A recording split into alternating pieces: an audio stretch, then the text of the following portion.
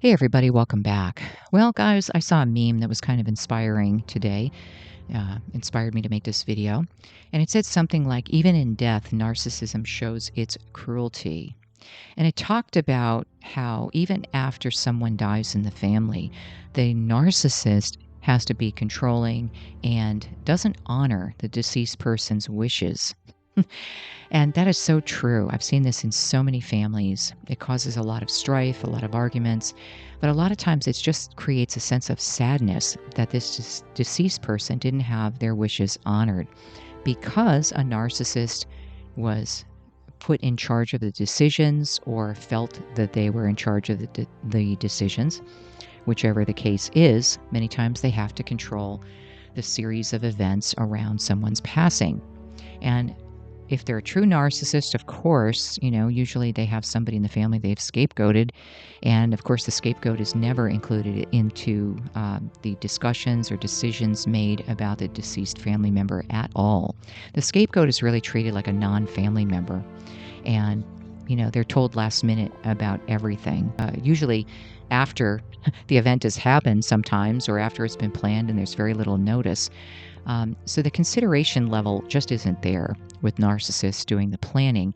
And I personally witnessed this with a funeral arrangement where the narcissistic family member made the wake and visitation hours literally hours after the person's death.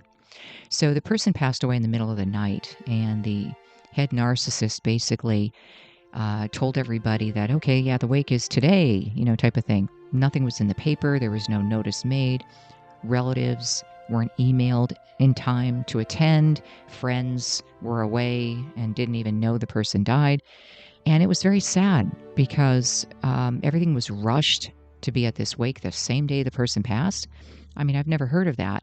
And then other people didn't have enough time to fly out or drive to attend the services and were very upset that they were left out of the services. They didn't even know the person passed away. And when they found out, the services already happened and the person was buried already.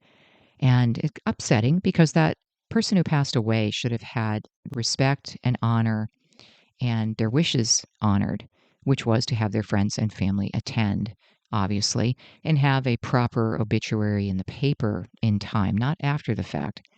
So it's very disheartening when you see things like this. And if this has happened to you, let me know in the comments. I've heard from several of you that this has been the case.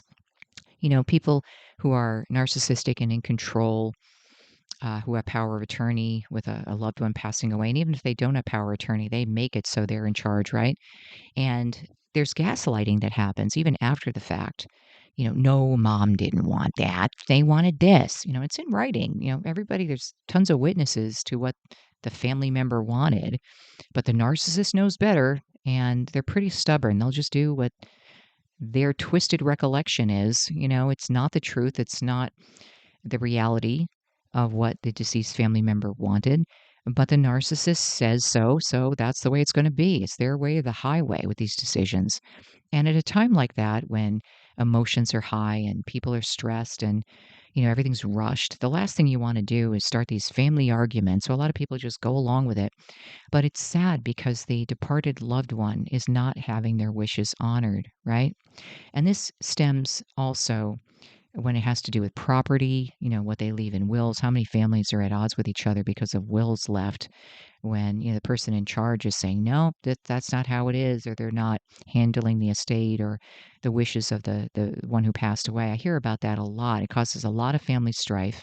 And usually the scapegoat is totally left out because, of course, they're not a family member according to the rest of the family, right? So, their rights, the scapegoat's rights get infringed upon, and the person who's deceased, their rights are totally forgotten.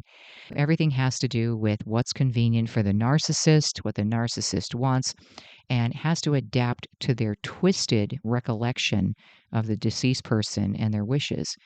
You just really wonder, what are they thinking sometimes, right? But they think they're right. I mean, I'm sure you've witnessed that. There was a case where someone's mother had passed away, and the head narcissist in charge had changed the mother's hair color like the week before she passed away, to a jet black, like the darkest black you can imagine, when the family's mother had like light brown hair, like honey colored. It was like a honey color, maybe a light brown. And then all of a sudden, people show up at the wake and the mother has stark black hair, like Elvis. It's like that. I'm not laughing at it. It's sad. But people were looking like, that doesn't look like her. Like, well, why'd she have black hair? Well, the narcissist who did that said, no, this is the color hair mom had. But, the other family members, cousins, friends, everything is like, I don't think so. But the narcissist is always right. They don't consult other people when they make decisions. They just make decisions because they think they're always right, and they have to always be right. And it's sad because obviously it affects, how people view the person who passed away, whether it's something like that, or, they could put in their directives they want to have a certain outfit on for their services. And of course, the narcissist will say, no, I didn't like that outfit. I'm going to put mom or dad in this outfit. They're like that. It's their way or the highway, regardless of what the deceased person wanted. They're going to do what they want. So I hear of these cases all the time, and it's very sad that they can't even respect other people's feelings, emotions, wishes, even in death, guys. It's the narcissist way.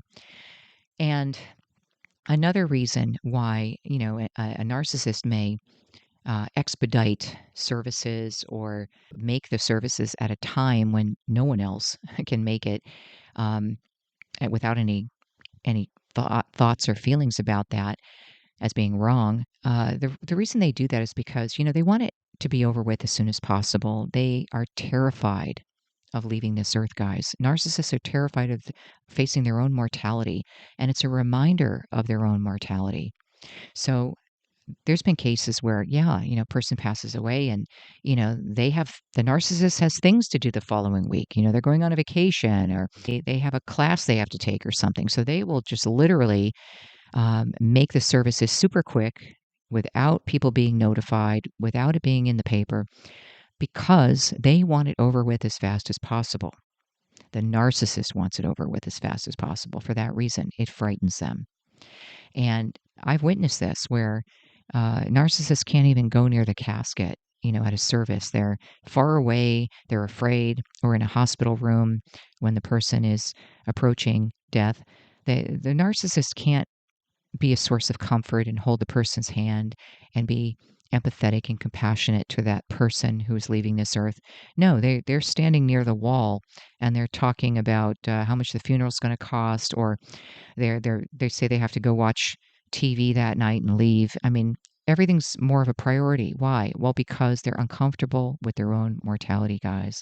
You won't see that empathy or compassion come out in them. You'll see a fright. Honestly, I've seen this a lot with people who tended to be very narcissistic in life. It just reminds them that they're going to have to face the same event one day when it's their time to face our Lord. And if you're a narcissist and you're not living right, well, that's a terrifying thought to a lot of them. So it's just a reminder again of their own mortality, guys. But it is a shame for the person who has passed away because, they deserve more than having all of their wishes disregarded for just, the convenience of what the narcissist wants, right? Now, remember, guys, if you're the scapegoat and you're not considered in family decisions, and or maybe you couldn't make a family funeral because of a narcissist making the arrangements so soon, or not considering you and when you could make it, etc., just know the Lord sees everything. And it says in Psalms 118:22, it says, the stone the builders rejected has become the cornerstone. Okay, so the Lord takes the stone that the builders reject and makes it the cornerstone. Okay, so that's how the Lord rolls. He takes the one who is scapegoated, he takes the rejected, and he accepts them with open arms. And not only, he says the last shall be first, right? And the first shall be last. So remember that. He has a heart. The Lord has a heart for the rejected and the scapegoated. He always has. And he raises them up, for his will to be the cornerstone. So always remember that. And also, just know the takeaway on this is that in heaven, the outcast is always received by our Lord.